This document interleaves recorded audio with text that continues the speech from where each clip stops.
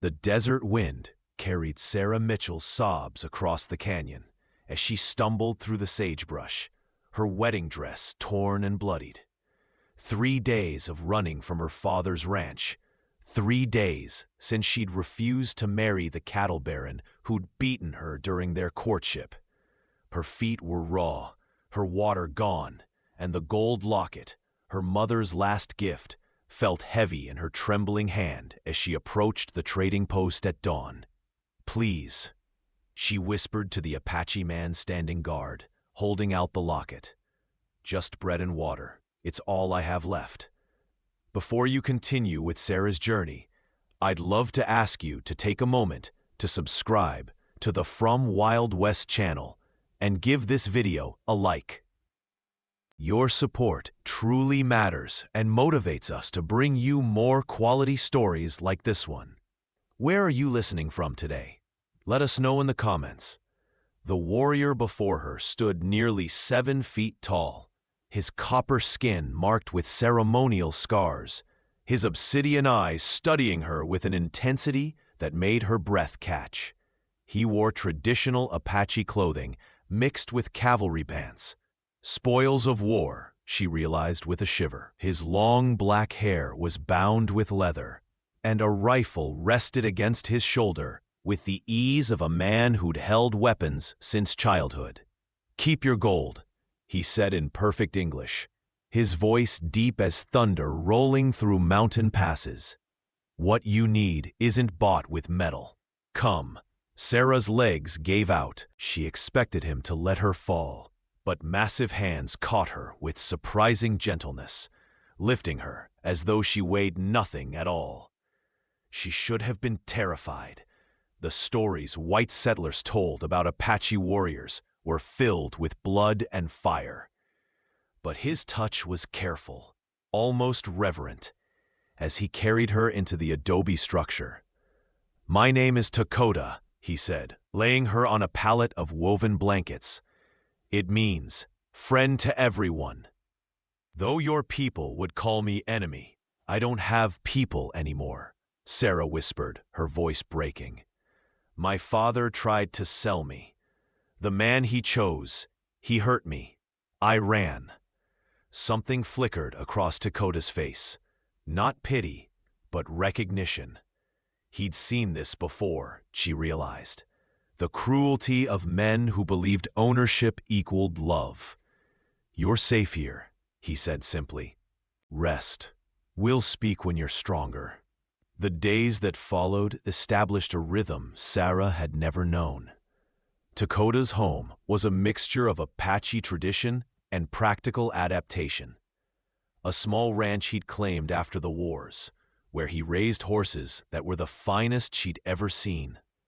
He'd been educated at a mission school before returning to his people's ways, creating a life that bridged 2 worlds.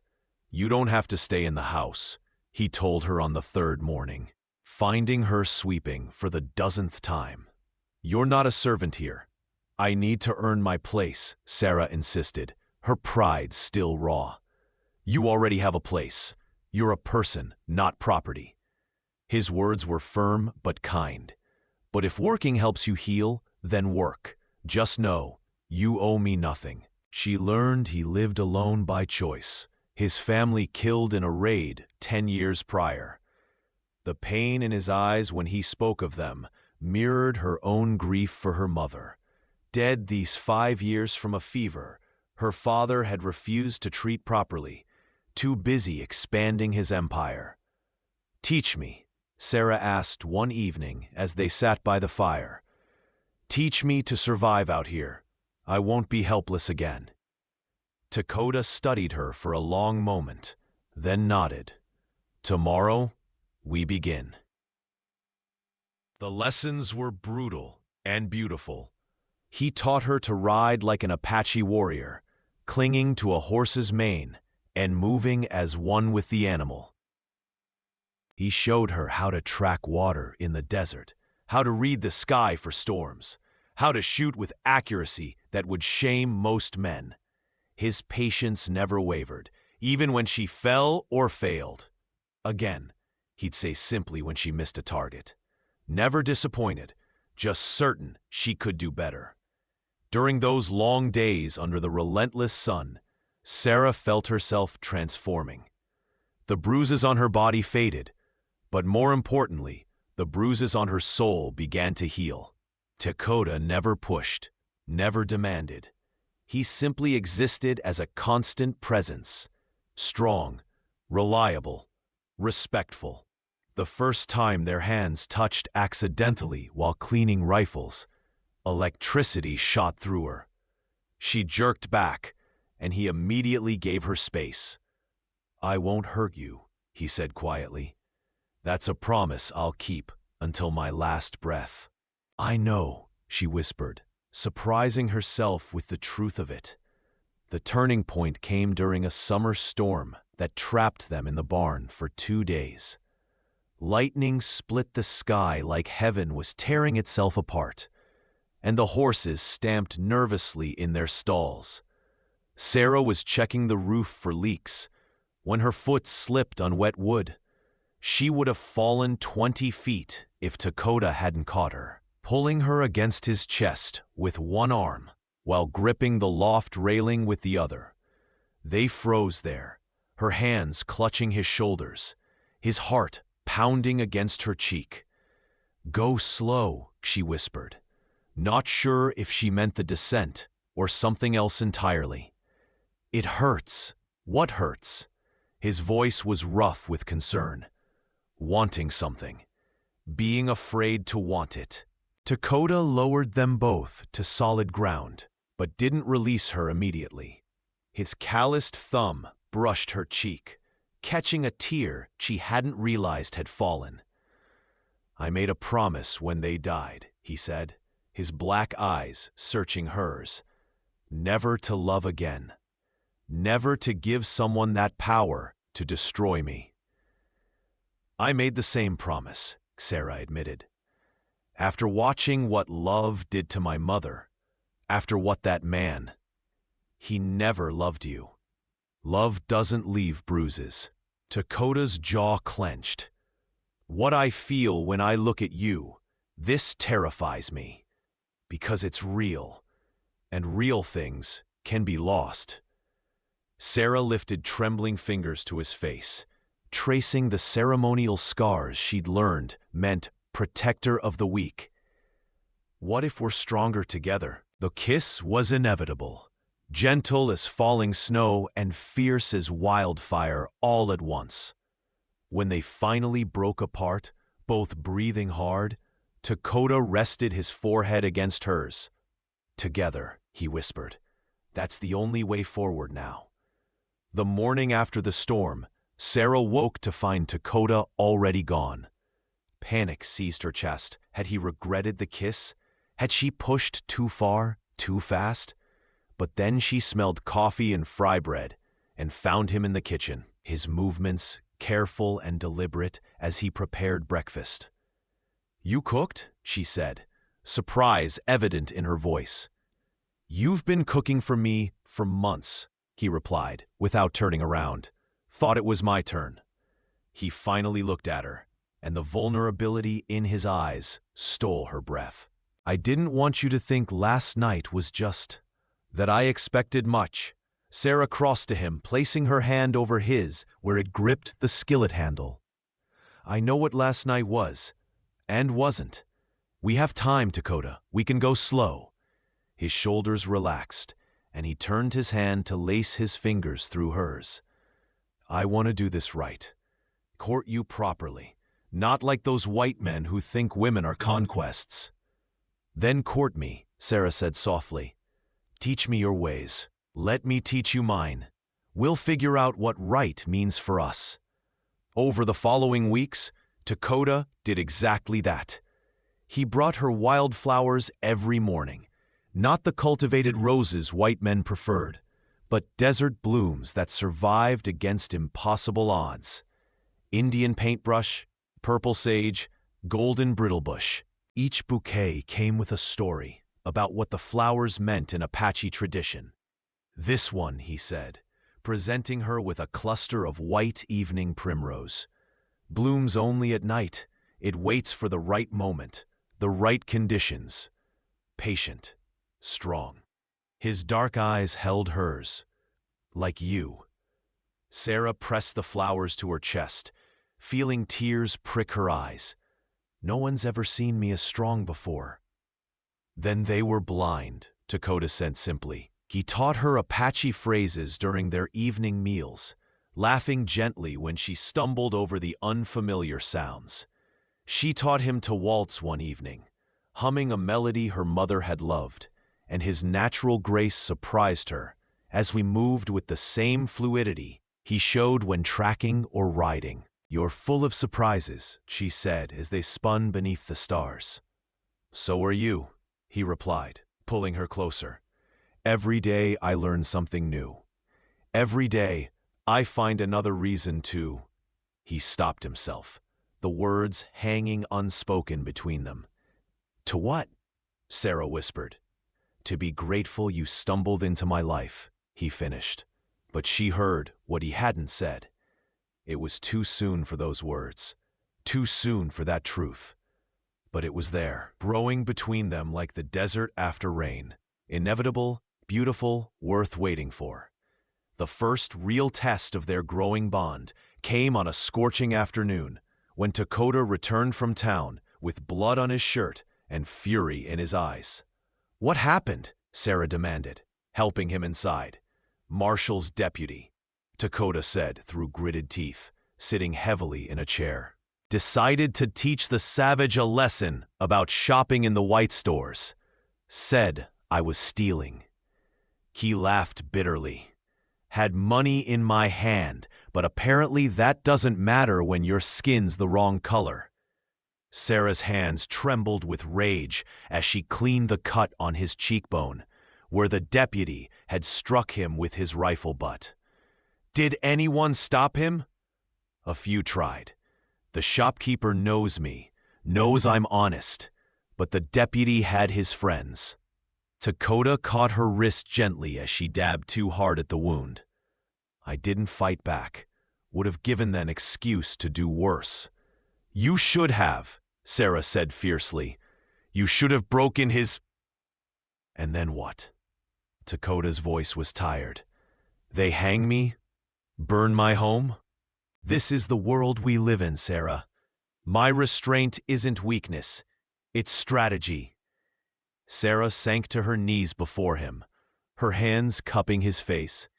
"It's not fair. You're better than all of them. Kinder, stronger, more honorable." "Fair?" Dakota's laugh was hollow. "Life isn't fair. My people learned that when settlers came with their treaties and broken promises." "Your people's people," he added, not unkindly but honestly. The words stung, because they were true. Sarah sat back on her heels, wrestling with the complexity of it all. "I'm sorry," she whispered, "for what they did, for what my kind continues to do." "You're not responsible for every white person's sins," Dakota said, tilting her chin up to meet his eyes. "Just like I'm not responsible for every Apache warrior's violence. We're just us, Sarah. Two people trying to build something good in a world that often isn't. How do you not hate them? Hate me even a little?" Dakota pulled her up and into his lap, his arms wrapping around her with the certainty she'd come to crave. "Because hate is exhausting. Because I learned long ago that judging individuals by their group is what cowards do. And because," his voice dropped lower, more intimate, "you could never make me feel anything close to hate." Sarah buried her face in his neck, breathing in the scent of sage and leather, and something uniquely him. "I want to fix it. I want to make it better." "You do," he said softly. "Every day you choose to be here, to see me as a man rather than a savage, you make it better. Every time you stand beside me rather than above or below me, you show what's possible. That's enough, Sarah. You're enough." That night, Sarah lay awake thinking about the injustice of it all. Dakota slept in his room, she in hers. They'd maintained that propriety despite the growing attraction between them. But she heard him pacing around midnight, heard the careful sounds of him checking weapons, reinforcing locks. He was preparing for retaliation, she realized. The deputy might come back with friends, might decide to teach a more permanent lesson. The next morning, Sarah rode into town herself, her rifle across her saddle and determination in her spine. She found the marshal's office and walked in with her head high. "I'm here to file a complaint," she announced, "against Deputy Carson for assault and false accusation." The marshal, an older man with weathered features, studied her carefully. "You're that girl who ran from Cletus Barron, aren't you? Living with the Apache out at the horse ranch?" "I'm Sarah Mitchell," she said clearly. "And yes, I live with Dakota, who is a better man than your deputy will ever be." "That's quite a claim, miss." "It's the truth, Marshal. Yesterday, your deputy attacked an unarmed man who was trying to purchase supplies with money he'd earned honestly. I'm a witness to Dakota's character, and I'm prepared to testify that he's never stolen anything, never harmed anyone who didn't attack first, and runs his business with more integrity than most white men in this territory." The marshal leaned back in his chair. "You realize what you're saying? You're putting your reputation, what's left of it, on the line for an Indian. I'm putting my reputation on the line for a good man who happens to be Apache," Sarah corrected. "There's a difference. Are you going to take my statement or not?" To her surprise, the marshal smiled slightly. "I'll take it. And between you and me, Carson's been looking for trouble since he got the badge. Your friend isn't his first victim, just the first one with someone willing to speak up." He pulled out a form. "Now then, start from the beginning." When Sarah returned home that evening, Dakota was waiting on the porch, his expression unreadable. "The shopkeeper sent word about what you did," he said quietly. "I couldn't just—" "Come here," he interrupted, standing and opening his arms. Sarah went, and his embrace was crushing, desperate, grateful all at once. "No one's ever defended me like that," he said into her hair. "My whole life, I've fought my own battles, stood alone. And you rode into town with a rifle and your courage and fought for me." "Of course I did," Sarah said fiercely. "You're mine to defend now. That's what partnership means, doesn't it?" Dakota pulled back to look at her, his eyes suspiciously bright. "You're extraordinary. You know that? I learned from the best," she replied, rising on her toes to kiss him softly. The kiss deepened naturally, weeks of growing desire finally finding expression. His hands spanned her waist, pulling her closer, while hers tangled in his long hair. When they finally broke apart, both breathing hard, Dakota rested his forehead against hers.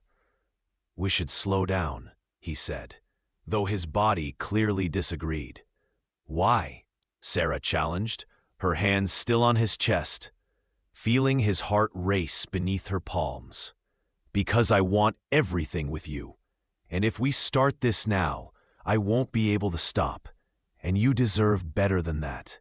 You deserve commitment, ceremony, the promise that I'm yours as much as you're mine." Sarah felt her heart crack open wider.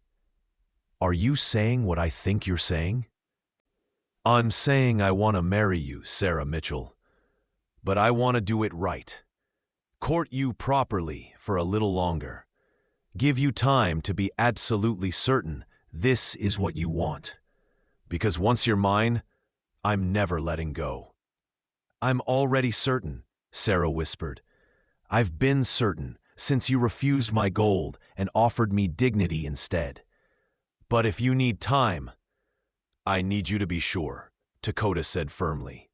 "No doubts, no fears, just certainty. Can you give me that? Sarah smiled, feeling tears of joy slip down her cheeks. Yes, I can give you that. I can give you everything. The following weeks brought a new depth to their relationship. Dakota was true to his word about courtship. He wooed her with a patience and creativity that left her breathless. One evening, she found him preparing a traditional Apache courtship meal, complete with dishes his mother had once made. "My aunt sent the recipe," he explained, looking almost nervous. "In our tradition, a man cooks for the woman he intends to marry, shows he can provide, care for her." Sarah watched him work, seeing the care in every movement. "Tell me about your family," she said softly. "I want to know them through you." Dakota's hands stilled for a moment, then continued their work. "My mother was called Bright Water. She laughed at everything. Joy was her gift to our family. My father, Bear Who Walks Tall, was serious, strong, but gentle with her, with us." His voice grew quieter. "My sister, Little Dove, was only 10 when they died. She loved flowers, was always decorating our wickiup with whatever blooms she could find. Like the ones you bring me," Sarah realized. "Like those, yes." Dakota turned to face her. "She would have loved you, would have taught you to weave baskets, would have braided your hair and shared girl secrets I wasn't allowed to hear." He smiled sadly. "My mother would have approved of you too. She always said the strongest warriors choose partners who challenge them, not echo them. You challenge me every day, Sarah. Make me better." Sarah crossed to him, wrapping her arms around him from behind. "I wish I could have known them, but I promise you this: we'll honor their memory in how we live, how we love, how we build our life together. They'll be part of us." Dakota turned in her embrace, his hands coming up to frame her face. "How did I get so lucky? After everything I lost, everything that went wrong, how did I end up with you?" "Maybe we were always meant to find each other," Sarah said. "Two broken people who learned to heal together." The kiss that followed was slow and deep, full of promise and restrained passion.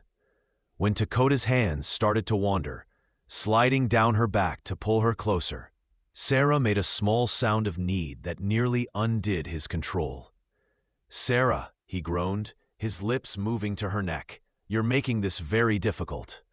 "Good," she breathed, her own hands exploring the muscles of his chest through his shirt. "I want you to know what you're promising to give me. What I'm dying to give you." Dakota pulled back, his breathing ragged, his eyes dark with desire. "Go slow," he said, and she recognized her own words from the barn. "It hurts." "What hurts?" she asked, echoing his response. "Wanting you this much, being noble about it."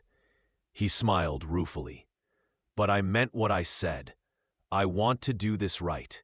I want you as my wife first, in every way that matters. Can you be patient with me?" Sarah cupped his face, her thumb tracing his lower lip. "I can be patient, because you're worth waiting for. This is worth waiting for. But Dakota, yes?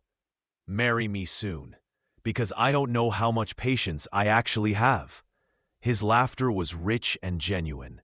"Soon," he promised, "very soon."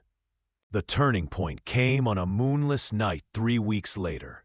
Sarah woke to the sound of horses and low voices outside.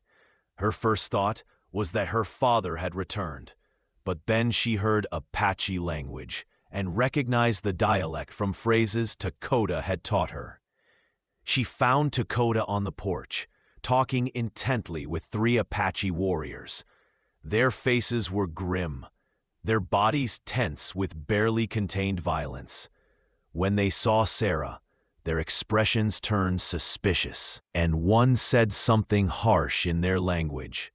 Takota's response was sharp and authoritative. The warrior fell silent, but continued to glare at Sarah. "What's happening?" Sarah asked quietly. "Trouble," Takota said. "The cavalry is planning a raid on my aunt's village. They're evacuating, but they need somewhere safe to hide the women and children until the danger passes." He looked at her, his expression carefully neutral. "I told them they could come here, but I should have asked you first. This is your home too now." Sarah understood immediately what he was really asking. Would she risk herself, her safety, her future to help his people? Would she prove her words about partnership meant something when the cost was real? "How many?" she asked simply. 15 women, 20 children, 5 elders. The men will lead the cavalry away. But they need to know their families are safe. We have the barn, the root cellar, and the canyon cave you showed me," Sarah said, her mind already working through logistics. "We'll need food, water, blankets. How long?" The warriors exchanged glances, clearly surprised. One spoke to Takota in Apache, his tone questioning. "She asks how long you'll need shelter," Takota translated, though Sarah suspected that wasn't exactly what had been said. 3, maybe 4 days, the warrior replied in halting English, studying Sarah with new respect. "Then we start preparing now," Sarah said firmly. "Takota, show me what needs to be done." As the warriors rode off to bring the refugees, Takota caught Sarah's arm. "You understand what you're risking. If the cavalry finds them here, you could be arrested, or worse." "I understand," Sarah said. "I also understand that these are your people, your family, and that makes them my family too. That's what love means, Takota. It means your battles are my battles. Your people are my people. Together, remember?" Takota pulled her into a fierce embrace. "I love you," he said, the words finally spoken aloud. "God help me, Sarah. I love you more than I thought possible." "I love you too," Sarah whispered against his chest. "Now come on, we have a lot of work to do." The next 4 days tested them in ways neither had anticipated. The barn became a makeshift village, with Sarah and Takota's home transformed into a refugee center. Sarah worked alongside Apache women who'd initially regarded her with suspicion, proving herself through action rather than words. She shared her food stores without hesitation, taught some of the older children English phrases while they taught her Apache, and helped care for a baby whose mother was sick with fever.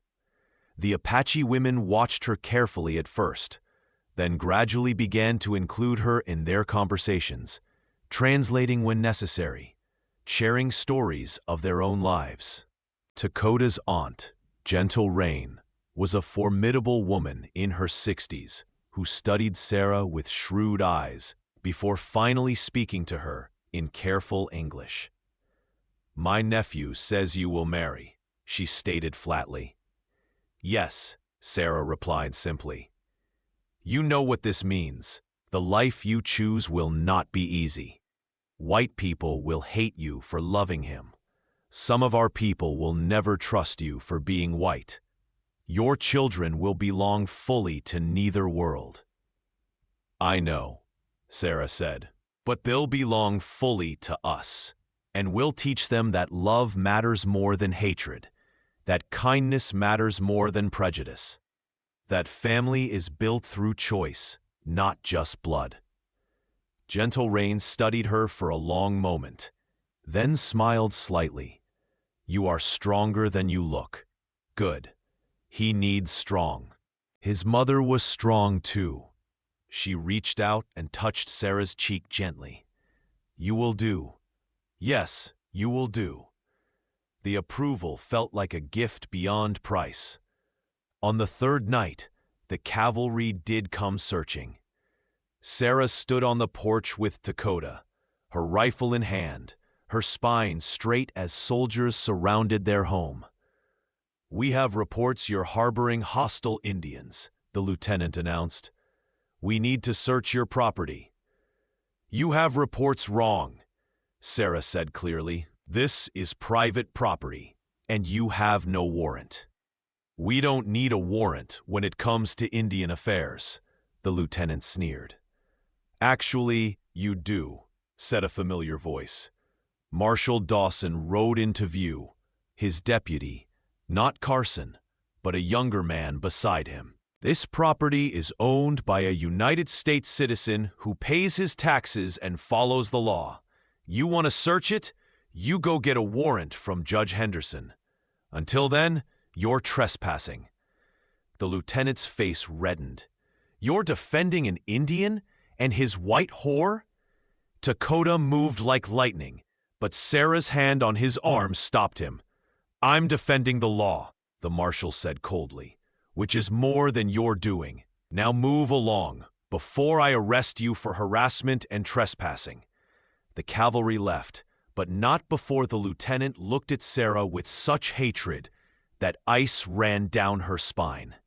"This isn't over," he promised quietly.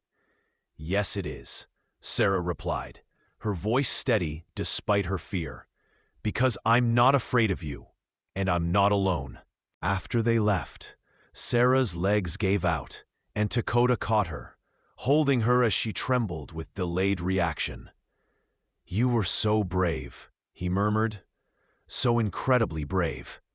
"I was terrified," Sarah admitted. "But I meant what I said. I'm not alone. I have you, and apparently we have the marshal." Dawson tipped his hat to them. "My wife wanted me to tell you she approves. Says any woman who'd stand up to Cletus Barron and the cavalry for her man is worth respecting." He smiled slightly. "She also says you're invited to dinner once this settles down.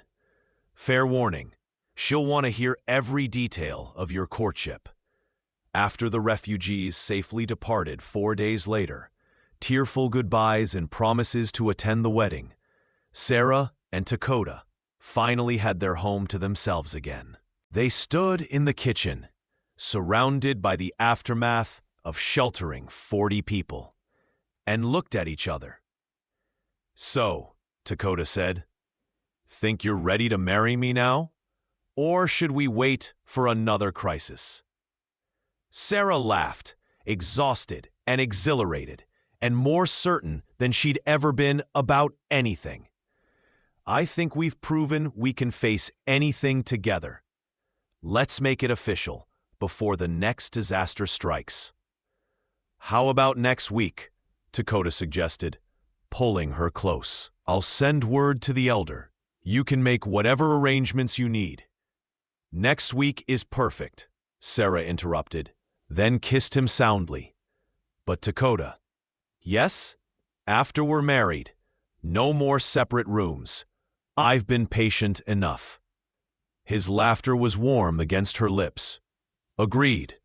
I've been patient enough too." 3 months of careful courtship followed. Stolen moments between chores, conversations that lasted until dawn, a growing intimacy that was as much of the soul as the body. Sarah learned to cook Apache dishes, her attempts making Dakota laugh with genuine joy she'd never heard from him before.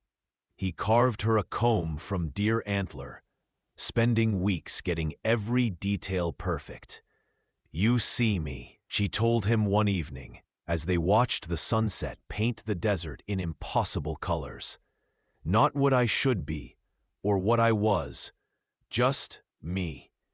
"You're worth seeing," he replied simply. "You're worth everything." But the past, as it always does, returned with violence. Sarah was drawing water from the well when she heard horses.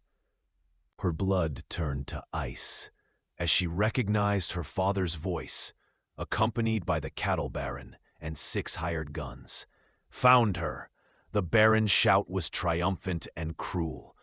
"My runaway bride. You've cost me 3 months of searching, girl. That debt needs paying." Dakota emerged from the barn, rifle in hand, but not raised. Yet. The lady isn't going anywhere. Lady? Her father spat. She's my daughter, my property to sell as I see fit. You're not property, Dakota said, his eyes never leaving the armed men, but his words clearly for Sarah. You're a person, and you've chosen to stay here. Your choice, always your choice. The Baron laughed, a sound like breaking glass. An Indian's word means nothing. I'll take what's mine, savage, and burn this place. He never finished the sentence. Dakota moved faster than Sarah had ever seen him move, his rifle speaking thunder. The Baron's gun flew from his hand. The shot so precise it didn't even graze skin. But the message was clear. She is not yours. Each word was punctuated by Dakota levering another round into the chamber. She never was. Any man here can test that truth if he'd like. Sarah's father reached for his gun, and Sarah moved without thinking. Her own rifle, the one Dakota had given her, the one she'd practiced with until her shoulders ached, was in her hands and aimed steady at the man who'd tried to destroy her. No, she said firmly. You don't get to hurt anyone else. Not me. Not him. Not ever again. The standoff lasted an eternity compressed into heartbeats. Then her father saw something in her eyes. The girl he'd terrorized was gone, replaced by a woman who'd learned her own strength. He lowered his weapon. You're dead to me, he snarled. Good, Sarah replied. I was already dead when I lived with you. Here, I'm alive. They rode away, the Baron nursing his wounded pride and bruised hand. Sarah didn't lower her rifle until they were specks on the horizon. Dakota's hand touched her shoulder gently. Together, he said quietly. Together, she agreed, finally lowering the weapon. That night, as the stars wheeled overhead in their ancient dance, they sat by the fire in comfortable silence.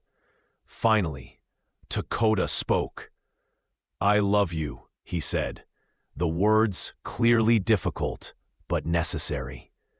I know it's dangerous. I know we could lose each other. But I'd rather have one day of this truth than a lifetime of safe emptiness. Sarah turned to him, her eyes bright with unshed tears. But these tears were different, born of joy rather than pain. No more tears, Dakota said softly, gathering her close. His massive frame seemed to wrap around her completely, protective without being possessive. Tonight, you'll learn what love feels like. Real love. The kind that builds rather than breaks. I think I already know, Sarah whispered against his chest. You've been teaching me for months. Then let me ask you properly. He pulled back slightly, reaching into his pocket to withdraw a ring of hammered silver, adorned with a single turquoise stone. Sarah Mitchell, will you be my wife? Will you build a life with me where we both choose each other every day until the desert blooms eternal? Yes. The word was simple, but it contained everything. Every hope, every dream, every hard-won piece of healing they'd found together. Yes, together. The wedding was held a week later under the cottonwood trees near the river, attended by members of Dakota's clan and a few sympathetic neighbors who respected what they'd built. The Apache elder who performed the ceremony spoke of two souls finding wholeness in each other, of love that transcended the boundaries settlers and natives had drawn in blood. Sarah wore a dress made of white deerskin, decorated with beadwork that Dakota's aunt had crafted. Dakota wore traditional Apache wedding attire, his hair adorned with eagle feathers that signified courage and honor. When they exchanged vows, mixing English and Apache words, the sun seemed to bless them with golden light. I see a woman worth saving, Dakota said, his voice carrying across the gathering. Worth protecting. Worth choosing every day for the rest of my life. I see a man who saved himself by saving me, Sarah replied, her voice strong and clear. Who taught me that strength isn't about control, but about choosing kindness, even when cruelty seems easier. I choose you, Dakota, today and always. Their first kiss as husband and wife tasted of salt from happy tears and the promise of tomorrow. 5 years later, Sarah stood on the porch of their expanded home, watching their daughter, 4 years old and fearless, ride her pony under Dakota's careful supervision. Their son, barely a year old, slept against her shoulder, his tiny hand clutching her shirt. The ranch had grown prosperous. Dakota's horses were sought after by both Apache and settlers alike, his reputation for honesty transcending racial divides. Sarah had become known as a healer, combining her mother's herbal knowledge with Apache medicine, treating anyone who came to their door, regardless of origin. Her father had died 2 years prior, leaving everything to distant relatives who promptly sold it. The cattle baron had moved east, his reputation in tatters after word spread of how he'd tried to claim a woman against her will. Sarah felt no triumph in these facts, only relief that they couldn't hurt anyone else. "Mama!" Their daughter's shout was pure joy as she successfully jumped a low fence. "Did you see?" "I saw, little one. Beautiful," Sarah called back, her heart full to bursting. Dakota looked up, catching her eye across the yard. Even after all these years, that look still made her breath catch. Love, respect, desire, partnership, all wrapped in one glance. He'd kept every promise. The bruises on her soul had been replaced by strength. The fear had been transformed into courage. She'd learned what real love felt like, and it tasted like freedom. That evening, after the children were asleep, they sat on the porch as they had countless times before. Dakota's arm was around her shoulders, her head resting against his chest where she could hear his steady heartbeat. "Do you ever regret it?" she asked softly. "Choosing this life, the complications that come with a white wife?" Dakota was quiet for a moment, considering. "I regret every day we didn't have before. But regret you? Never. You're the best choice I've ever made." "Together," Sarah whispered, the word that had become their anchor. "Together," Dakota agreed, pressing a kiss to her hair. "Until the desert blooms eternal, and probably long after that." The desert wind carried their laughter across the canyon, mixing with the song of cicadas and the distant howl of coyotes. Two souls who'd been broken by the cruelty of the world had found each other and built something beautiful, not despite their scars, but because of them. Love, Sarah had learned, wasn't about being saved. It was about choosing to save yourself alongside someone who believed you could. It was about building something stronger than the sum of its parts, brick by careful brick, day by precious day.